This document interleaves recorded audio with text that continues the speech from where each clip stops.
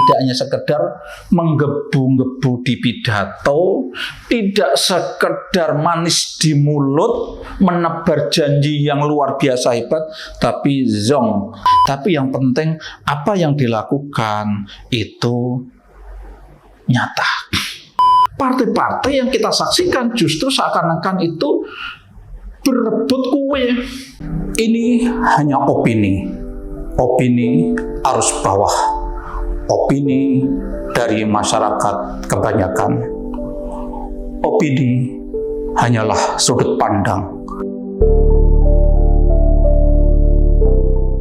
Assalamualaikum warahmatullahi wabarakatuh. Salam sejahtera untuk kita semua. Surya Paloh, nama ini belakangan tentu sangat populer di Indonesia. Dia adalah salah satu tokoh politik penting di Republik ini. Kemarin Bapak yang satu ini ulang tahun yang ke-72. Istimewanya, ini orang kaya, orang hebat.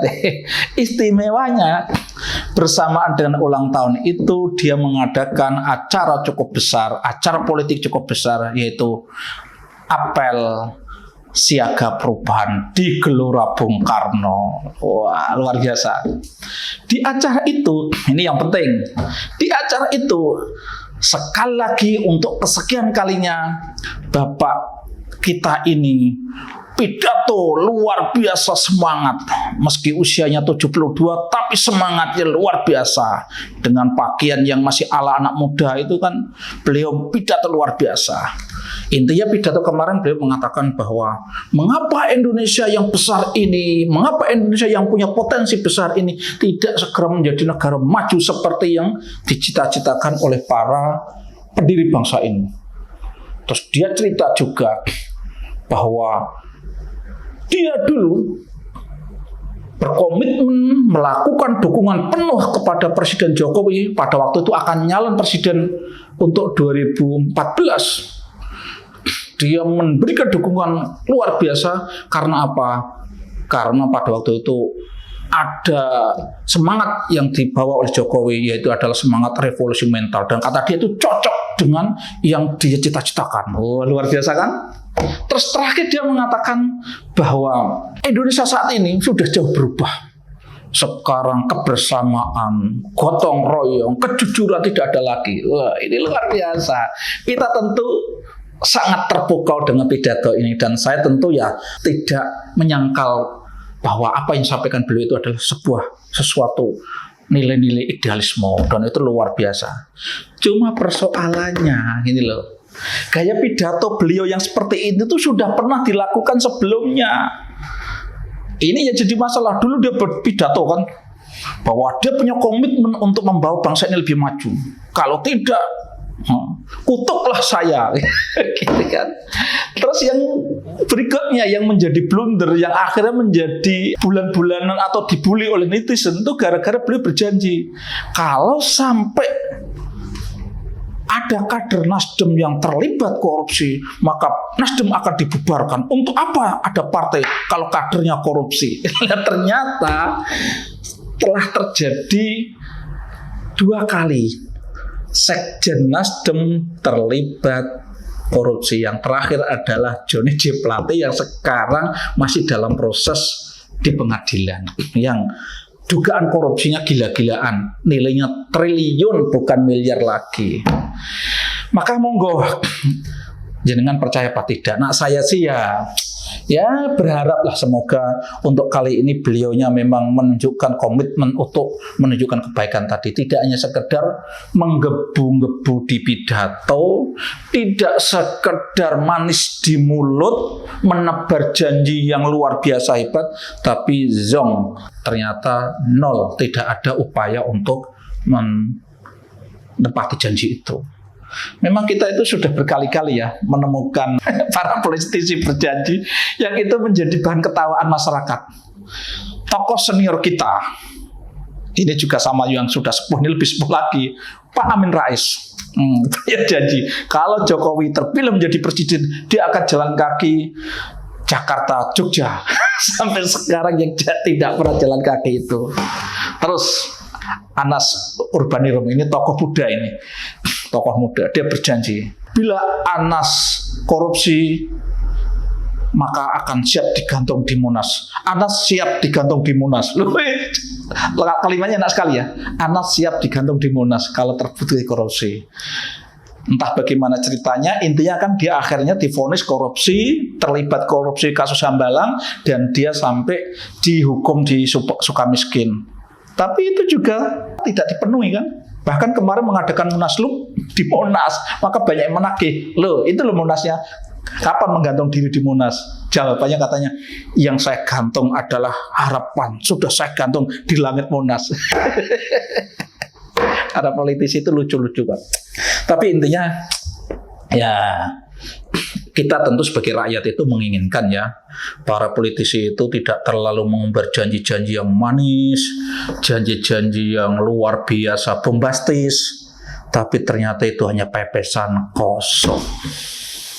Ya mungkin nggak usah terlalu janji yang luar biasa, ya ala kadar secukupnya saja lah. Tapi yang penting apa yang dilakukan itu nyata. Contoh misal, tentu kita, ini saya mohon maaf tidak bermaksud berkali-kali memuji Jokowi ya. Kita tentu tidak pernah mendapatkan janji yang seheboh yang dijanjikan Pak Paloh tadi ya. Jadi Jokowi tidak pernah memberikan janji yang sehebat, yang sebombastis Surya Paloh. Tapi toh kita real menyaksikan bahwa apa yang dilakukan Jokowi selama ini ya positif untuk kemaslahatan, untuk kesejahteraan rakyat Indonesia. Memang selama Jokowi memimpin tentu masih ada kelemahan-kelemahan, ada kekurangan-kekurangan yang harus diperbaiki. Tapi secara umum kan kita menyaksikan bahwa Jokowi memang sudah bekerja keras tanpa janji-janji yang luar biasa, tanpa janji-janji yang bombastis, tapi dia sudah melakukan kerja-kerja yang itu untuk kebaikan bersama. Terus kita, ini juga menurut saya ini tokoh idola saya. Harusnya orang ini yang dulu sangat saya harapkan menjadi calon presiden mestinya. Pak Mahfud MD. Beliau itu kan orang yang tidak, ya kalau pidato kan ya biasa-biasa saja kan. Nggak meledak-ledak seperti abang kita Surya Paloh, bapak kita Surya Paloh. Tidak seperti itu kan. Pak Mahfud itu kalau pidato ya biasa saja. Tapi biasanya kalau pidato beliau lebih menyampaikan hal-hal yang sifatnya moralitas, hal-hal yang sifatnya kebenaran dan seterusnya dan seterusnya. Dia dulu pernah pidato soal kenapa negeri ini rusak, karena pimpinannya, karena ulamanya rusak dan seterusnya, itu sampai viral betul pada waktu itu.